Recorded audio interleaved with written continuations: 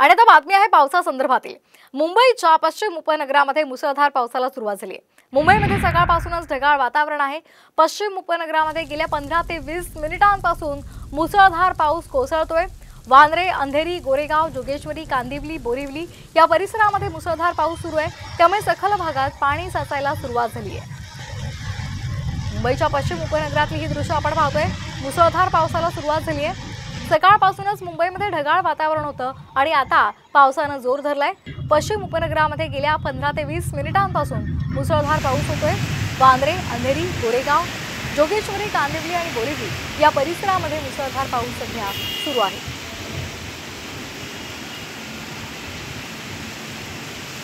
या संदर्भात अधिक माहिती घेऊयात आमच्या प्रतिनिधी वैदेही काणेकर यांच्याकडून। वैदेही, सध्या तू कुठे उभी आहेस आणि पावसाचा जोर कसा आहे?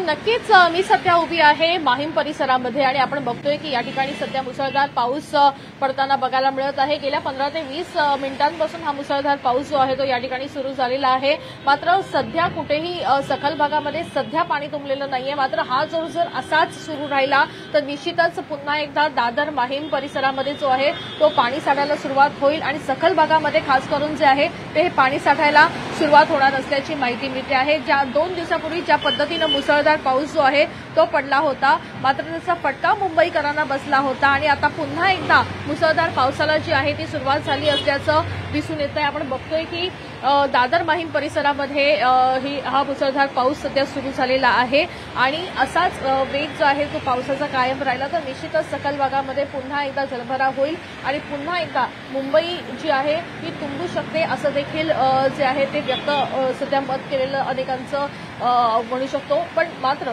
सध्या पावसाला सुरुवात झाली आणि गेल्या 15 ते 20 मिनिटांपासून हा असाच पाऊस पडतोय। अगदी धन्यवाद आपण दिलेल्या या माहितीसाठी।